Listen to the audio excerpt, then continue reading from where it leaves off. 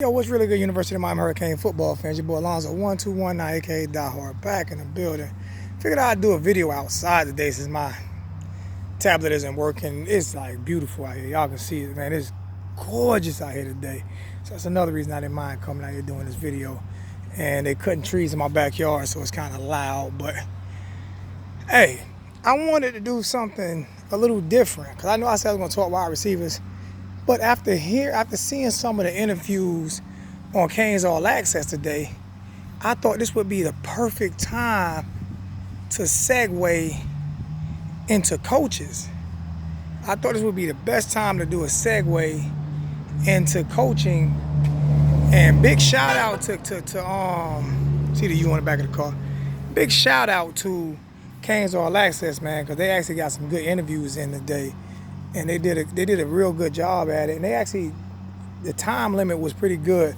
Each interview was about 5 minutes. So y'all go over there and check out Canes All Access, man. And they had some good interviews today. But I want to do the coaching spotlight today. I want to do a coaching spotlight on Coach Searles because he was funny today, man. Coach Searles in the offensive line has been the topic of discussion for the past 2 seasons. And no one seems to be happy with the offensive line, and the pressure seems to be on Coach Searles. He seems to be on the hot seat, and the reason why I can say that is he was very testy today. He was like upset, crazy. He was snarling at the reporters. He was just going through it with the reporters.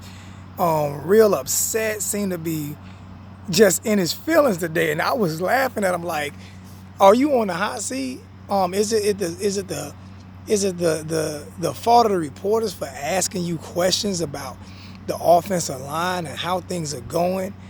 So he seemed to be on the hot seat, or he seemed to feel like he's on the hot seat because he was definitely really upset today at some of the questions by the reporters.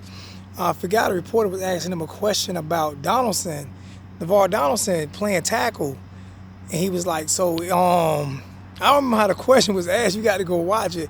But I think it was like, so is he going to be permanent at the tackle position?" And he made like a comment about, he said, I forgot how it went, but he was like, we got to get the 5 best players on the field and blah, blah, blah. He was just real upset today. And it kind of made me laugh because he seemed more upset today than he did ever. I mean, he made a comment about I forgot the lady reporter. She made a comment about Coach Rick being real upset and him voicing his concern the other day after the practice. He was like, "I was upset too. They said something about it on Twitter," and I was like, "Oh my goodness!" So Coach Searles, to me, he seems like either the fans are getting to him, or the coaching staff is getting to him, or even the upper echelon of the sports department, Blake James or somebody, is really getting to Coach Searles and getting him fired up. And I think it's a good thing. I think it's a good thing if he is on the hot seat. I think it's a good thing that they are talking to him and someone is getting under his skin, because it may make the offensive line that a lot better this year, because he seems to be pissed off. He seems to be really aggravated. He seems to be really upset right now, and I'm not disappointed. I'm actually laughing pretty much about it, because this offensive line we have been talking about this too long, and as of right now, as of the last practice, giving up 9 sacks, they're still not good enough. And at the end of the day, it's falling on Coach Searles. That's who it's falling on. You came over from Virginia Tech. You were supposed to be highly talented. You were supposed to be highly I forgot what the word is. You guys know what I'm talking about. A lot of people wanted you. We brought you in. I think they paid you pretty good, and you just haven't. We haven't seen the production out of the offensive line going into year 3.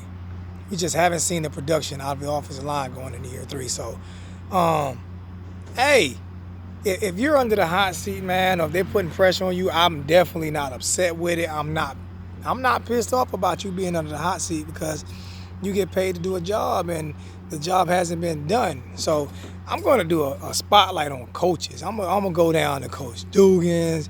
I'm gonna go down to Coach Rick, John Rick. I'm going down. We're gonna do on Thomas Brown. We're gonna do a spotlight on some of these coaches now, because this interview just kind of it was funny to me, man. It really was. It was enlightening. I want you guys to go look at the interview, and you guys tell me, is Coach Stacy Searles on the hot seat?